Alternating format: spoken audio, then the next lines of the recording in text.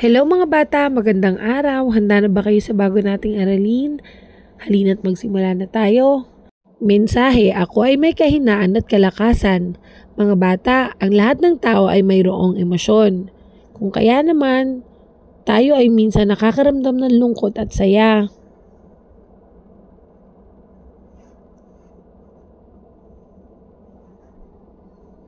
Kailan nga ba humihina ang ating pakiramdam? Kailan nga ba tayo nalulungkot? Kailan nga ba tayo hindi masaya? Tayo ay nakakadanas ng lungkot kapag tayo ay may sakit. Tayo ay nakakaranas ng lungkot kapag nasira o nawala ang ating mga gamit. Tayo ay nakakadanas ng lungkot kapag ayaw makipaglaro ng mga ibang bata sa atin.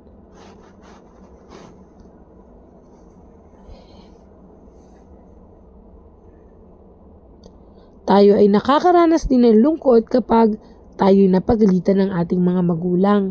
Pero tatandaan na may isang paraan para makatulong sa atin sa oras na tayo ay napanghihinaan ng kalooban. At ito ay ang pagdadasal at pagkausap sa ating Panginoon. Sa pagdadasal, makakahingi tayo ng tulong sa Panginoong Diyos. Ang Panginoon ang magbibigay sa atin ng kasiyahan. Ang Panginoon ang magbibigay sa atin ng lakas ng loob. Ang Panginoon din ang magbibigay sa atin ng kabutihan ng damdamin. Ang Panginoon ang magbibigay sa atin ng dedikasyon sa paghubog ng ating mga talento.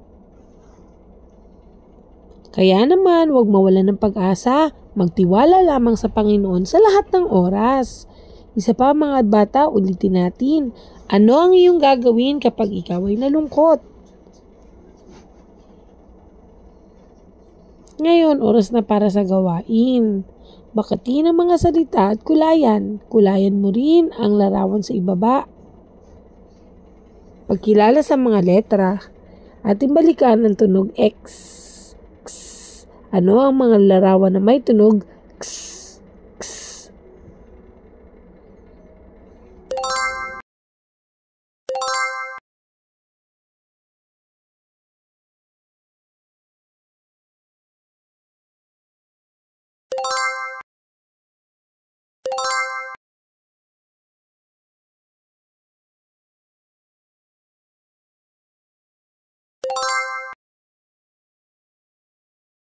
Subukan natin nasaan o anong kulay ang mga letrang X.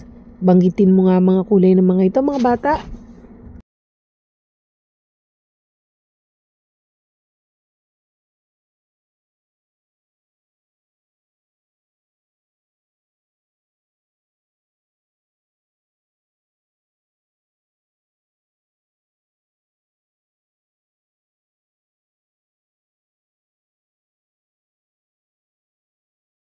Ngayon, oras na para sa gawain.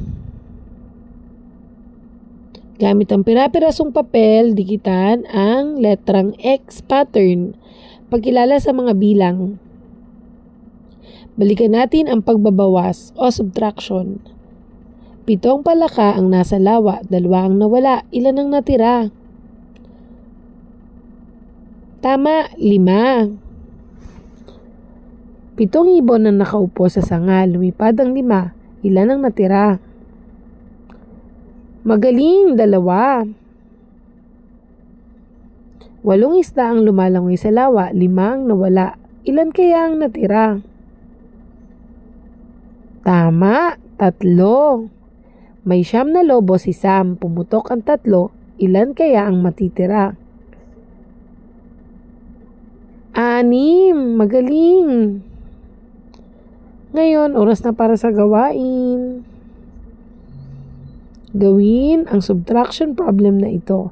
Para naman sa ating wrap-up time ngayong araw na to, tinalakay natin ang mga paraan upang maging masaya.